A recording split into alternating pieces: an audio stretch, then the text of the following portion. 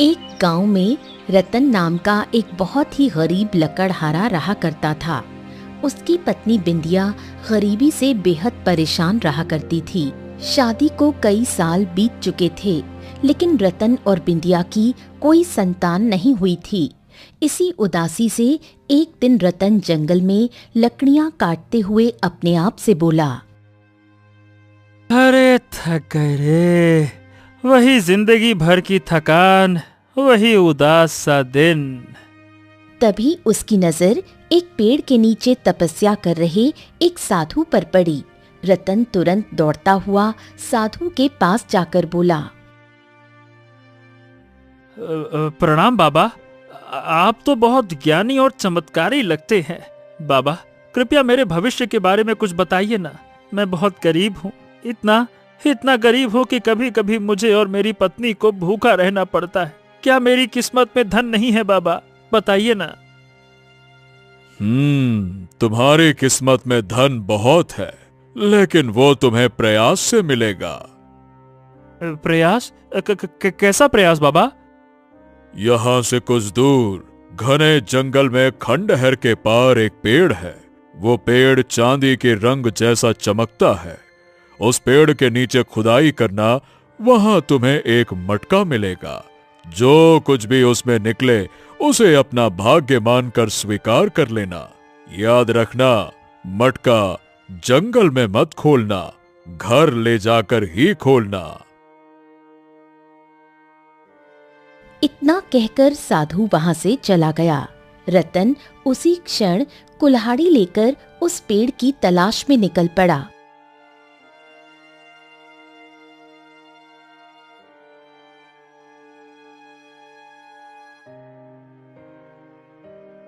काफी तलाश के बाद रतन को एक खंडहर दिखाई दिया। रतन जैसे ही उस खंडहर के अंदर गया तो उसने स्वयं को एक और जंगल में पाया, जहां एक पेड़ था जिस पर सूरज की किरणें पड़ रही थीं और वो चांदी जैसा चमक रहा था। रतन ने वहीं खुदाई शुरू कर दी और जल्द ही उसे एक मटका मिल गया। वो उसे लेकर घर लौट आया। मटके को देखकर उसकी पत्नी बिंदिया उससे बोली, ये क्या है? कहाँ से लाए हो? रतन अपनी पत्नी को सारी घटना बताते हुए बोला, ऐसा हुआ और साधु बाबा ने कहा था कि इसको घर ले जाकर ही खोलना बिंदिया। रतन और बिंदिया ने मिलकर मटके के ढक्कन को खोल दिया, लेकिन जो निकला उसने दोनों को हैरान कर दिया। ये क्या? हमें तो लगा था मटके से सोना चांदी निकलेगा, लेकिन इसमें तो कोई बच्चा है और देखो ये जिंदा है, जैसे कुछ देर पहले ही जन्मा हो। अरे लेकिन बिंदिया, ये सोचो कि ये कैसे संभव है कि ये बच्चा जिंदा है। ये कैसे? मटका जमीन में गड़ा हुआ था और ये बच्चा इस मटके में कैसे आया? वाकई में जरूर कोई बड़ा रहस्य है। अचानक बच्चा रोने लगा। हमें इस बच्चे से क्या? हमारे पास खुद खाने को नहीं है, हम इस बच्चे को कैसे पाल सकते हैं? अरे बिंदिया, कुछ दिन पहले तुम संतान न होने की वजह से रो रही थी, तो हो सकता है भगवान ने हमारी सुन ली हो और भेंट के रूप में ये बच्चा दे दिया हो। अरे चलो भाग्यवान, अब इसको पालते हैं, बड़ा होकर यही तो हमारा सहारा बनेगा। बिंदिया ने रतन की बात मान ली। उन्होंने बच्चे का नाम रखा आदित्य। समय बीतता गया और देखते ही देखते आदित्य 20 वर्ष का हो गया। एक दिन रतन जंगल से लकड़ियां काटकर घर लौटा तो बिंदिया उससे बोली, आप कब तक ये लकड़ियां काटते रहेंगे? आदित्य अब 20 वर्ष का हो गया है, उसे अब काम पर लगाना चाहिए। हाँ, तुम ठीक कहती हो, आज मैं उससे बात करूंगा। वैसे आदित्य कहाँ है? आपको तो पता है, आपका बेटा दिन भर जंगल में न जाने क्या करता रहता है, शाम तक लौटता है। इस उम्र में जहाँ लड़कों के बहुत दोस्त होते हैं, उसका कोई दोस्त नहीं। रतन ये सुनकर गहरी सोच में डूब गया। तुम ठीक कह रही हो, आज मैं उससे पूछूंगा कि उसके मन में आखिर क्या चलता रहता है। इस उम्र में ऐसे अकेले जंगल में घूमना ठीक नहीं है। तभी वहां गांव के चौधरी की बेटी लाली आ गई। चाचा जी, आदित्य घर पर है क्या? तू तो जानती है बेटिया कि आदित्य दिन भर जंगल में रहता है। गांव में तुझसे बेहतर कोई नहीं जानता कि वो जंगल में कहाँ होता है। जा, तू ही खोज ला उसे। लाली सुनकर मुस्कुराई और तुरंत जंगल की ओर चल पड़ी, सीधा उसी दिशा में जहां आदित्य अक्सर जाया करता था। इधर जंगल के एक तालाब के किनारे घने पेड़ों की झाड़ियों में आदित्य बहुत ही गौर से कुछ देख रहा था। तभी वहां लाली आ पहुंची। आखिर तुम यहाँ करते क्या हो? जब भी देखती हूँ इन्हीं झाड़ियों को घूरते रहते हो। लाली, तुम जिन्हें झाड़ियां समझ रही हो ना, वो झाड़ियां नहीं है लाली, ये छोटी छोटी छोटी छोटी जड़ी बूटियां हैं। जड़ी बूटियां? हाँ, और नहीं तो क्या। अच्छा लाली, तुम्हें एक रहस्य बताऊं? कौन सा रहस्य? ये जड़ी बूटियां मुझसे बात करती हैं। लाली ये सुनकर हंस पड़ी। तुम और तुम्हारी बातें, आदित्य तुम ही जानो। ओहो, पूरे गांव में सिर्फ तुम ही तो मेरी एक सच्ची दोस्त हो। सिर्फ तुम्हें ही पता होता है कि मैं जंगल में कहाँ होता हूँ, वरना कोई मुझसे दोस्ती नहीं करता। आदित्य, तुम ही किसी से दोस्ती नहीं करना चाहते। बचपन से देख रही हूँ, हमेशा इसी जंगल के इसी हिस्से में आकर घंटों बैठे रहते हो। ऐसा क्यों? आदित्य कुछ कहने ही वाला था कि तभी पूरे जंगल में शेर की भयंकर दहाड़ गूंज उठी। ए लाली, हमको यहाँ से अब चलना चाहिए। यहाँ आसपास पक्का कोई शेर है। अरे मैं अकेले होता तो कोई बात नहीं थी, लेकिन मैं तुम्हें किसी भी खतरे में नहीं डाल सकता। चलो चलो चलो, अरे जल्दी करो, चलो चलो चलो चलो।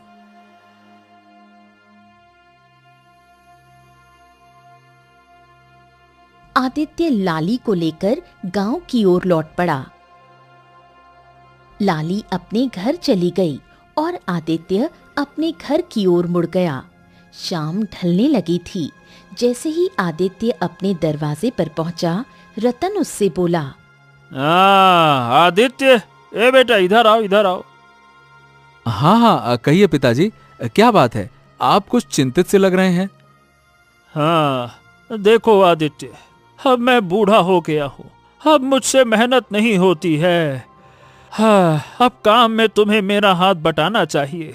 मैं तुमसे कुछ पूछना चाहता हूँ। आखिर तुम जंगल में क्यों भटकते रहते हो? तुम्हारा कोई दोस्त भी नहीं है और तुम्हारी उम्र के लड़के हंसते खेलते हैं, दोस्त बनाते हैं। तुम उनकी तरह क्यों नहीं हो?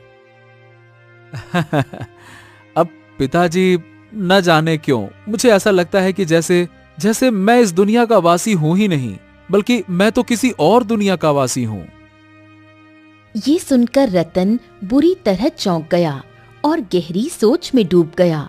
कुछ देर बाद वो फिर आदित्य से बोला, हाँ, लाली हमको बता रही थी कि तुम जंगल में झाड़ियों को घूरते रहते हो और कहते हो कि वो झाड़ियां नहीं, जड़ी बूटियां हैं।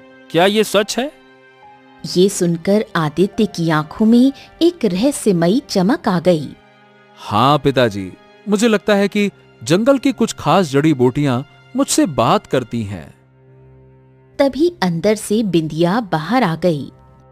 बेटा, मैं तेरे और तेरे पिता की बातें सुन रही थी। अगर तुझे ऐसा लगता है कि जड़ी बूटियां तुझसे बात करती हैं, तो क्यों ना तू उन्हीं को बेचना शुरू कर दे। जंगल से जड़ी बूटियां लाकर बेचने लगेगा तो कुछ आमदनी हो जाएगी और तेरे पिताजी का बोझ भी हल्का हो जाएगा। ठीक है माँ, चिंता मत कर।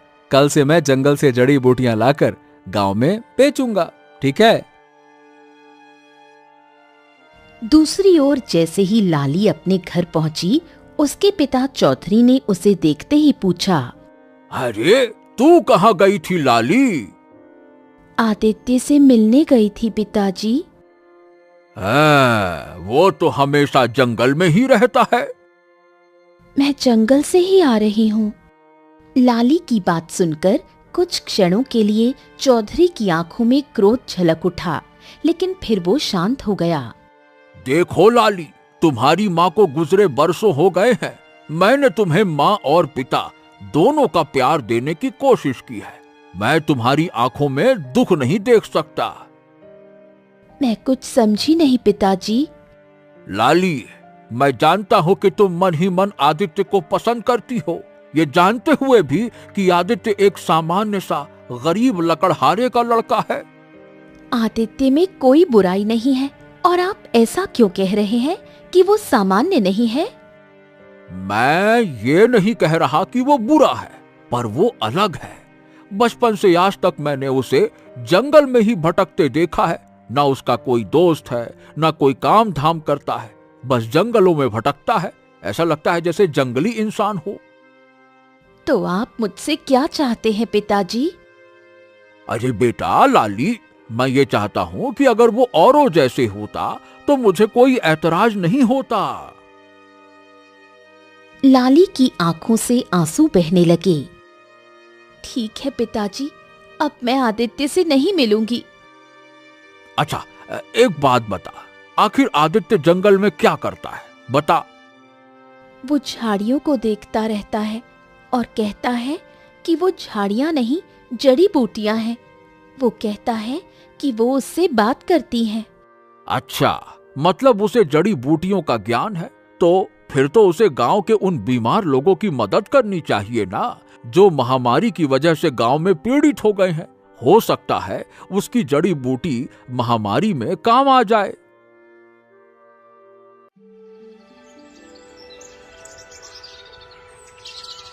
अगले दिन जैसे ही आदित्य नींद से जागा, दरवाजे पर चौधरी खड़ा था। चौधरी साहब, अरे अक्सर आपकी बिटिया यहाँ पे आती रहती है, आज आप आए हैं। सब ठीक तो है ना चौधरी साहब? हाँ रतन, बात यह है कि लाली बता रही थी कि तुम्हारा बेटा जंगल में जड़ी बूटियों की खोज करता है। क्या ये सच है? हाँ, ये वैसे तो सच है, लेकिन आप ऐसा क्यों पूछ रहे हैं?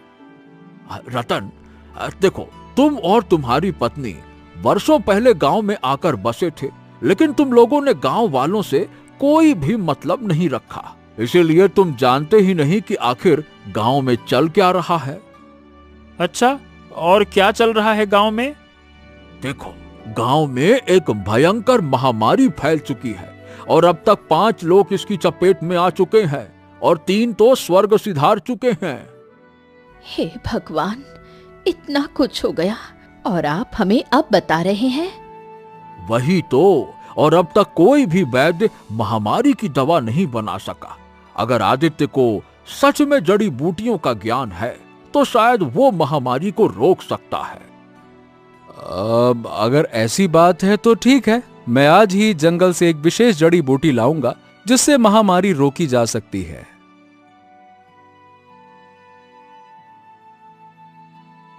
आदित्य जंगल की ओर निकल पड़ा। झाड़ियों के बीच बहुत ध्यान से देखने लगा।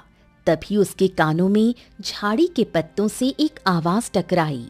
मुझे तोड़ लो, मुझे खाने वाला हर व्यक्ति विचित्र बीमारी से बच सकता है। आदित्य की आंखों में एक रहस्यमयी चमक उभर आई। उसने तुरंत उस झाड़ी की पत्तियां तोड़ ली और तेजी से गांव की ओर लौट चला। इत्तेफाक से चौधरी उसके घर के दरवाजे पर बैठा था। आदित्य की आंखों में चमक देखकर चौधरी बोला, हाँ, लगता है तुमने वाकई में जड़ी बूटी तलाश कर ली है। हाँ चौधरी जी, जो महामारी की चपेट में है उसे ये पत्तियां खिला दीजिए। मुझे पूरा विश्वास है कि वो स्वस्थ हो जाएगा। चौधरी जड़ी बूटियों को लेकर तुरंत गांव की ओर चला गया। दिन बीतते गए। कुछ दिन बाद चौधरी आदित्य के घर पर आ पहुंचा। आदित्य, अरे भाई रतन। रतन, गांव में जो महामारी फैली थी अब वो खत्म होने की कगार पर है और ये सब केवल तुम्हारे बेटे आदित्य की वजह से हुआ है। ये सुनकर रतन और बिंदिया के चेहरे पर गर्व और खुशी की लहर दौड़ गई। हाँ, अरे मेरी बहुत दूर की रिश्तेदार में एक मौसी है, उनकी पुत्री की शादी है।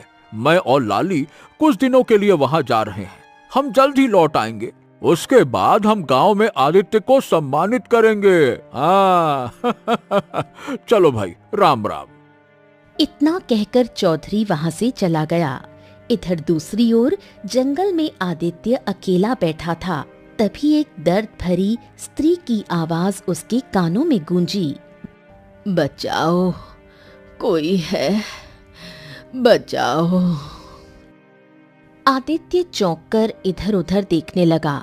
उसकी नजर एक पेड़ के नीचे पड़ी हुई एक वृद्ध स्त्री पर पड़ी, जो दर्द में कराह रही थी। हाँ, अरे कौन हो तुम, और क्या हुआ है तुम्हें? मैं जंगल में लकड़ियां काटने आई थी। अचानक मेरे पैर में मोच आ गई और मुझसे उठा नहीं जा रहा। मेरा पैर बहुत दर्द कर रहा है। चिंता मत करो, मैं अभी तुम्हारे पैर की मोच को सही कर देता हूँ। रुको रुको रुको। इतना कहकर आदित्य ने एक पेड़ का पत्ता तोड़ लिया और उसे पीसकर उस बूढ़ी औरत के पैर पर जैसे ही लगाया, वो उठकर खड़ी हो गई। तुमने तो चमत्कार कर दिया। मेरे पैर की मोच इतनी जल्दी सही हो गई। बूढ़ी औरत ने इतना कहा ही था कि तभी अचानक झाड़ियों से एक भयंकर शेर निकलकर आदित्य पर झपट पड़ा। आदित्य ने बिना समय गंवाए बिजली सी फुर्ती से शेर से अपने बचाव के लिए उस पर वार कर दिया। आदित्य के हाथ जख्मी हो गए और खून बहने लगा, मगर शेर अचानक बुरी तरह डर गया और भाग गया। मगर अगले ही पल रंग बिरंगी किरणों से आदित्य के हाथ का जख्म सही हो गया। ये कैसे हो सकता है? मेरा जख्म खुद ब खुद कैसे भर गया? बूढ़ी औरत ये देखकर बुरी तरह से डरती हुई बोली, ये कैसे हो सकता है? जख्म अपने आप कैसे ठीक हो गया? कौन हो तुम? मैं खुद बहुत ज्यादा हैरान हूं कि मेरा जख्म अपने आप कैसे सही हो गया। तुम कोई इंसान नहीं हो सकते। इंसान के जख्म अचानक से सही नहीं हुआ करते। तुम जरूर कोई मायावी इंसान हो। नहीं, मैं तो एक साधारण लकड़हारे का पुत्र हूं और एक आम इंसान हूं। नहीं, मैं नहीं मान सकती। अगर तुम्हारे पिता वास्तव में एक लकड़हारे हैं, तो तुम उनके पुत्र नहीं हो सकते।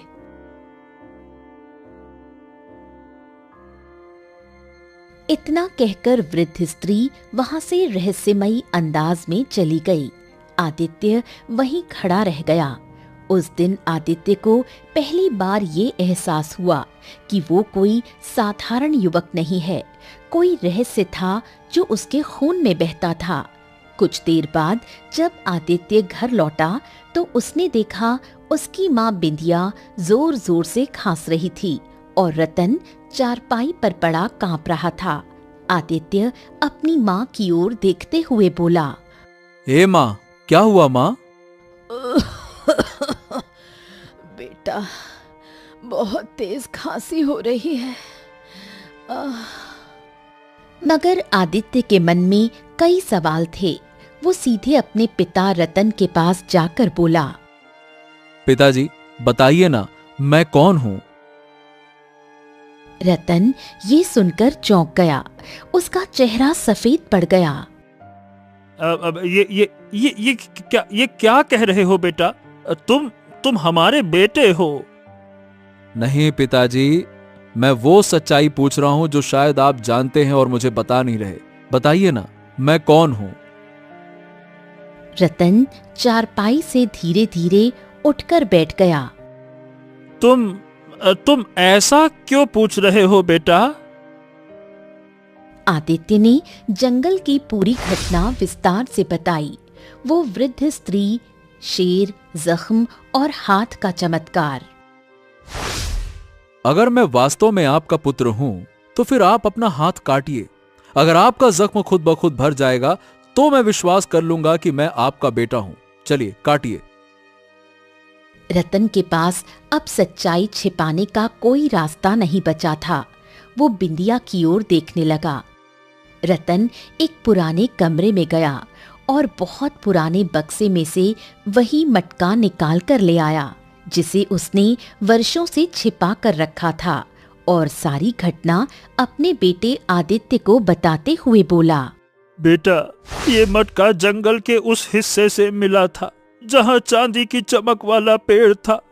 हमने सोचा था कि इस मटके में धन होगा, मगर जब खोला तो उसमें से तू निकला बेटा, तू।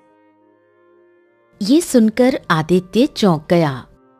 बस तब से हमने तुझे अपने बेटे की तरह पाला। हमने कभी तुझे अपने से अलग नहीं समझा।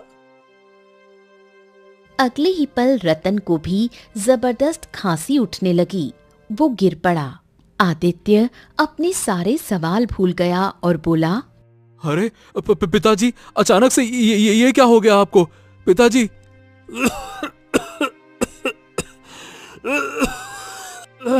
बेटा, लगता है कि हम भी महामारी की चपेट में आ चुका हूँ।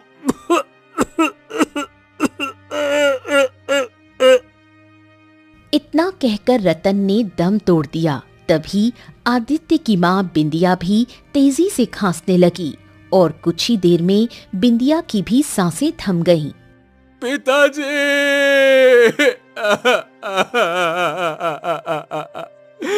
आप मुझे छोड़कर नहीं जा सकते। मैंने तो बस आपसे पूछा था कि मैं कौन हूँ। हे माँ, उठो ना।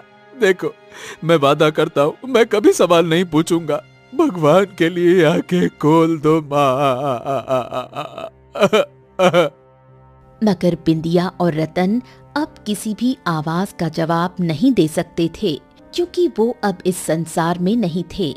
आदित्य बहुत देर तक चीखता रहा, रोता रहा, धरती पर सिर पटकता रहा। तभी अचानक रतन और बिंदिया का शरीर काले धुएं में परिवर्तित होकर गायब हो गया। अगले ही पल वो काला धुआं उस मटके के अंदर समा गया। ये देखकर आदित्य बुरी तरह से चौंकते हुए अपने आप से बोला, अब ये क्या रहस्य है? ये क्या हो रहा है? आदित्य के दिमाग ने काम करना बंद कर दिया। वो बहुत देर तक उस मटके को घूरता रहा।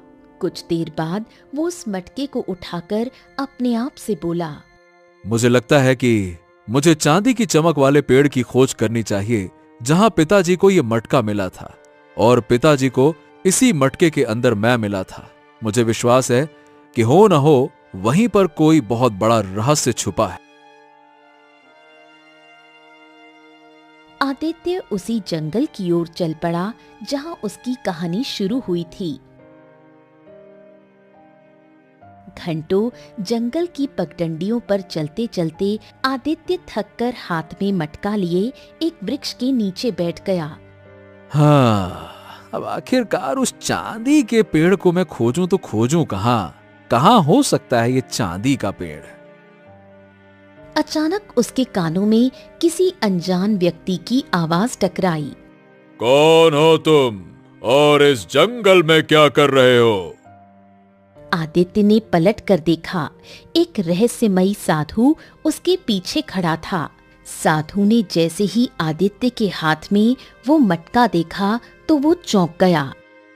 ये मटका तुम्हारे पास कहां से आया? आदित्य रोते हुए पूरी कहानी सुनाते हुए बोला, मुझे भी कुछ नहीं समझ में आ रहा साधु महाराज। मेरे पिता ने मुझे बताया कि वर्षों पहले उन्हें एक साधु ने चांदी जैसे चमकने वाले वृक्ष के बारे में बताया था और कहा था कि उस वृक्ष के नीचे खुदाई के दौरान उन्हें एक मटका मिलेगा। मेरे पिताजी वो मटका घर ले आए, मगर उन्हें मटके से धन नहीं बल्कि मैं मिला। और इस सच्चाई को बताने के बाद मेरी आंखों के सामने मेरे पिताजी ने दम तोड़ दिया, और कुछ ही देर में मेरी माँ ने भी दम तोड़ दिया, और अगले ही पल वो दोनों धुएं के रूप में परिवर्तित होकर इस मटके के अंदर समा गए। अब क्या कहूं और इतना बोलकर आदित्य की आंखों से आंसू बहने लगे। शांत हो जाओ पुत्र, शांत हो जाओ, चिंता मत करो, मैं तुम्हारी मदद जरूर करूंगा। वो चांदी का पेड़ तुम्हें तभी दिखाई देगा जब तुम्हारा हृदय सच्चा होगा। यहां से उत्तर दिशा की ओर बढ़ो। यदि तुम्हारे मन में मानवता होगी तो किस्मत तुम्हें मंजिल तक पहुंचा देगी। इतना कहकर साधु वहां से चला गया।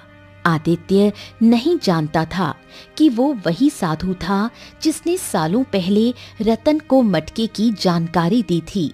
आदित्य साधु के बताए रास्ते पर चल पड़ा। घने जंगल में बहुत दूर चलने के बाद उसे एक तालाब के पास एक बूढ़ा व्यक्ति दिखाई दिया जो कमजोरी से पानी पानी चिल्ला रहा था। बेटा बेटा, मैं 2 दिन से प्यासा हूँ मगर उठ नहीं सकता। क्या तुम मुझे पानी पिला सकते हो? हाँ हाँ, क्यों नहीं बाबा, रुकिए मैं लेकर आता हूं। आदित्य ने मटका पास के पेड़ के नीचे रख दिया और बूढ़े के पास पड़ा कमंडल उठाकर तालाब से पानी भरकर उसे पिलाने लगा। पानी पीकर वो बूढ़ा आदित्य से बोला, हाँ, अब अच्छा लग रहा है। भगवान तुम्हारा भला करे बेटा, तुम्हारी हर इच्छा पूरी हो। आदित्य उस पेड़ की ओर बढ़ गया जहां उसने मटका रखा था, मगर अब मटका वहां नहीं था। अरे अरे, मेरा मटका, ये मटका कहाँ रह गया? यहीं तो रखा था। अरे मटका कहाँ चला गया? कहाँ है? वो पागलों की तरह मटके को इधर उधर ढूंढने लगा, लेकिन उसे मटका कहीं नहीं मिला। तभी पीछे से बूढ़े की आवाज आई, बेटा, मुझे मेरे घर तक पहुंचा दोगे क्या? मेरी बूढ़ी पत्नी मेरे लिए तड़प रही होगी, न जाने वो अब जिंदा होगी भी या फिर नहीं। आदित्य दुविधा में पड़ गया कि अपने मटके को ढूंढे या उस वृद्ध की मदद करे। तभी बूढ़े की आंखों से आंसू बहने लगे। बेटा, बस इतनी सी मदद और कर दो बेटा, मुझे मेरे घर तक पहुंचा दो बेटा, मैं तुम्हारा एहसान कभी नहीं भूलूंगा। पहुंचा दो बेटा, पहुंचा दो। आदित्य को उस बूढ़े पर बहुत तरस आ गया। हाँ हाँ हाँ, ठीक है बाबा, ठीक है, बताइए आपका घर कहाँ है, बताइए।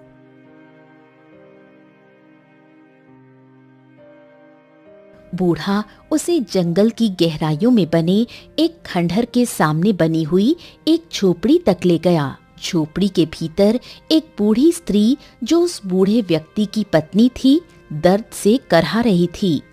कहाँ थे तुम? मुझे लगा था तुम्हें देखे बिना मेरी आंखें बंद हो जाएंगी। अरे ऐसा मत कहो, तुम्हें अभी बहुत जीना है।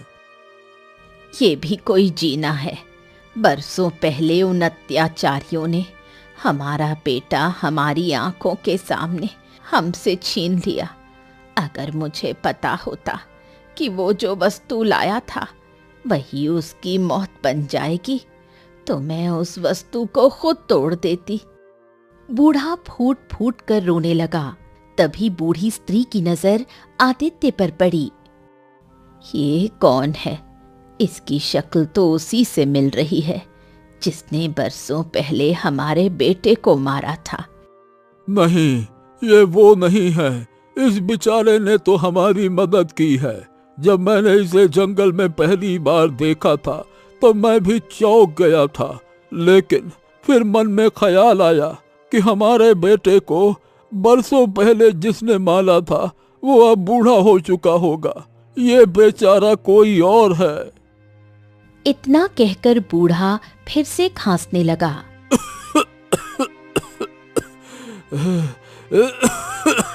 आदित्य उस बूढ़े की ओर देखकर बोला, बाबा जी, ये आपकी पत्नी, मतलब ये काकी किस बारे में बात कर रही हैं और मेरी शक्ल किससे मिलती है? बूढ़ा व्यक्ति आदित्य की ओर बहुत ही गौर से देखते हुए बोला, ये बहुत लंबी कहानी है बेटा। बरसों पहले हमारे पुत्र अशोक को जिस राजकुमार ने हमारी आंखों के सामने बड़ी बेदर्दी से मार दिया था, उसकी शक्ल तुमसे बहुत मिलती है, मगर मैं जानता हूँ कि तुम वो नहीं हो सकते, क्योंकि हमारे पुत्र को मरे हुए बरसों हो चुके हैं। अब तो वो राजकुमार भी बहुत बूढ़ा हो चुका होगा। बूढ़े की बात सुनकर आदित्य की आंखों में आंसू आ गए। वो उस बूढ़े की ओर देखकर बोला, आप चिंता मत कीजिए, मैं आपकी सेवा करूंगा। विश्वास कीजिए, आप ठीक हो जाएंगे। मगर तुम हमारी सेवा क्यों करोगे बेटा? तुम तो हम दोनों बूढ़े पति पत्नी को जानते तक नहीं। इंसानियत के लिए आज से आप दोनों मुझे अपना बेटा समझिए।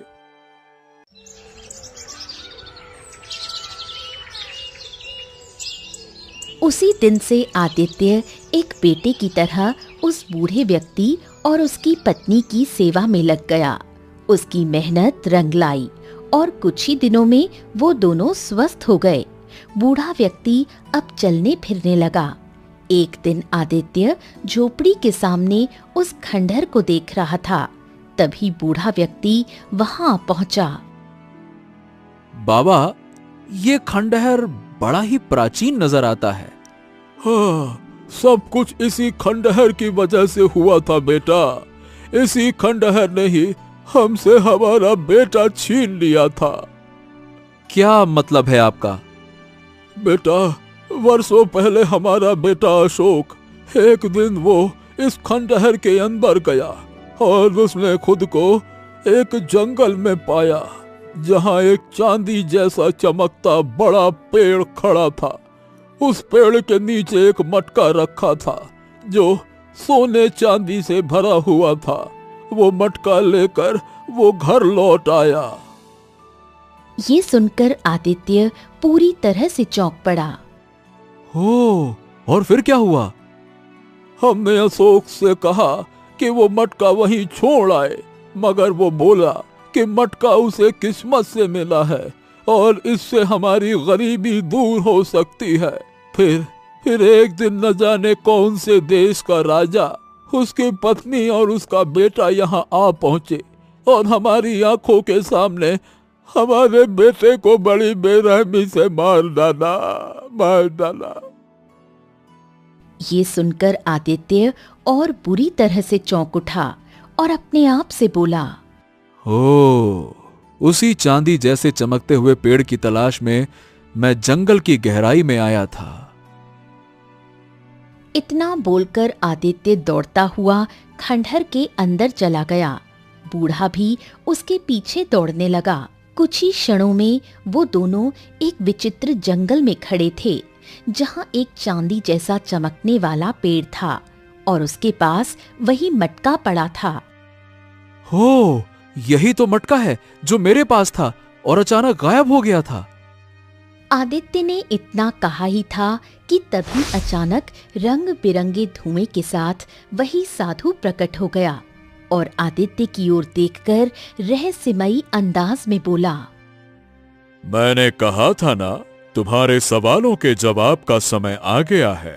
ये मटका चमत्कारी है। इससे या तो तुम अपने माता पिता को दोबारा वापस पा सकते हो, जो धुएं के रूप में परिवर्तित होकर इस मटके के अंदर समा गए, या फिर इस बूढ़े के पुत्र अशोक को।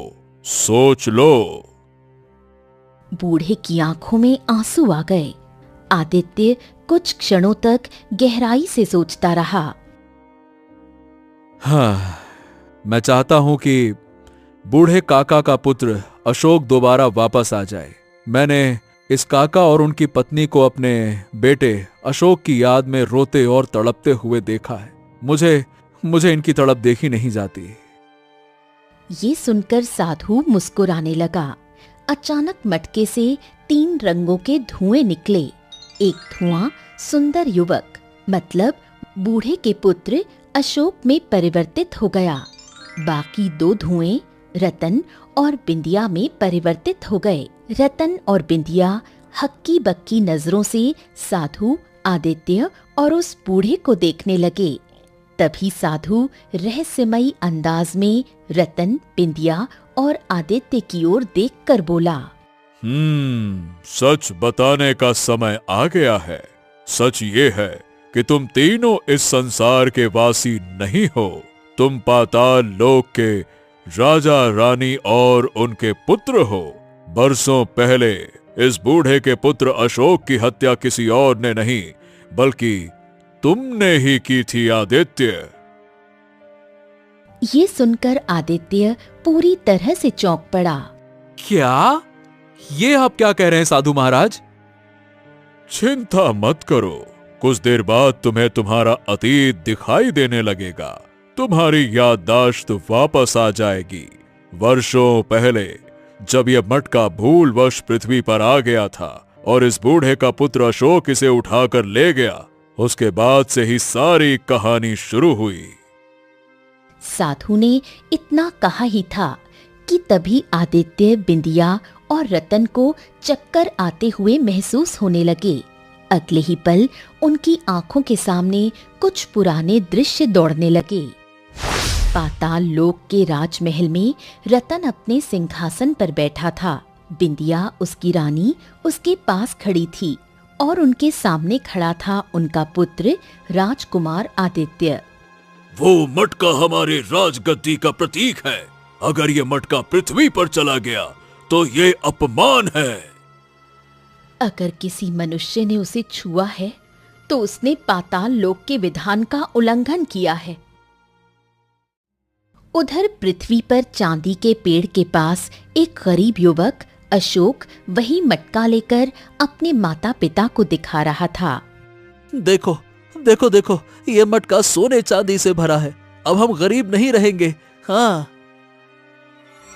मगर तभी चांदी के वृक्ष के नीचे से रतन, बिंदिया और आदित्य प्रकट हो गए। उनके चेहरे क्रोध से भरे थे। मेरी बात सुनो, ये मटका तुम्हारा नहीं है, ये पाताल लोक की धरोहर है। तुमने इसे चुराया है, तुम्हारा दंड मृत्यु है। अशोक के माता पिता विनती करते हुए उनके पैरों में गिर गए, मगर आदित्य ने अपनी तलवार निकालकर अशोक के शरीर पर वार कर दिया। अशोक ने चीखते हुए दम तोड़ दिया। हाय मेरा बेटा। अशोक के माता पिता अपने बेटे की अपनी आंखों के सामने हत्या को देखकर बेहोश होकर गिर पड़े। तभी वहां साधु प्रकट हो गया। उसका चेहरा क्रोध से जल रहा था। रतन, बिंदिया और आदित्य, तुमने एक निर्दोष को मार डाला और तुम्हें इसका दंड मिलेगा। साधु ने अपनी दिव्य शक्ति से आदित्य की ओर इशारा किया। अग्नि की लपटें उठी और पलक झपकते ही आदित्य का शरीर राख में बदल गया। बिंदिया चीख उठी, नहीं, मेरा बेटा। रतन और बिंदिया उस साधु के चरणों में गिर पड़े। हमें हमें क्षमा करें, हमें क्षमा करें साधु महाराज। हमें हमें हमारा पुत्र वापस चाहिए। हमें क्षमा करें, क्षमा करें, क्षमा करें। नहीं, अब तुम दोनों को सजा भुगतनी होगी। मैं तुम्हारी याददाश्त मिटा दूंगा। तुम दोनों पृथ्वी पर साधारण मनुष्यों की तरह रहोगे, गरीबी में जीवन बिताओगे और तेरा पुत्र आदित्य जब इस मटके में दोबारा जन्म लेगा तब तू एक लकड़हारा होगा और नियति तुझे मेरे पास ले आएगी। तू अपनी गरीबी की चर्चा मुझसे करेगा और मैं तुझे इस मटके के बारे में बताऊंगा। इस मटके के अंदर दोबारा जन्मा आदित्य निकलेगा। वो तेरा ही पुत्र होगा। लेकिन तुम दोनों की बदकिस्मती होगी कि तुम दोनों नहीं जानते होगे, और जब वो बड़ा होगा तब एक दिन वो खुद ब खुद सच्चाई जानेगा। और अगर उसमें इंसानियत बची रही तो शायद तुम्हारा पुनर्मिलन हो सकेगा। अचानक रतन और बिंदिया बाहर से गायब हो गए और वो मटका जमीन के अंदर समा गया। तीनों की आंखें फिर से खुल गईं। उन तीनों की याददाश्त लौट आई। हाँ, मुझे सब कुछ याद आ गया, मुझे सब कुछ याद आ गया। बिंदिया, ये हमारा ही बेटा है बिंदिया।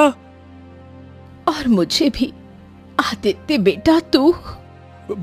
पिताजी, माताजी। साधु की आंखों से रंगीन किरणें निकलीं और तीनों के वस्त्र राजसी हो गए। अब पाताल लोक में लौट जाओ। चांदी के वृक्ष के नीचे से द्वार खुलेगा, मगर ध्यान रहे अब पृथ्वी पर दोबारा मत लौटना। साधु वहां से विलीन हो गया। चांदी के पेड़ के नीचे से पाताल लोक का द्वार खुला और तीनों, आदित्य, रतन और बिंदिया, उसके अंदर प्रविष्ट हो गए।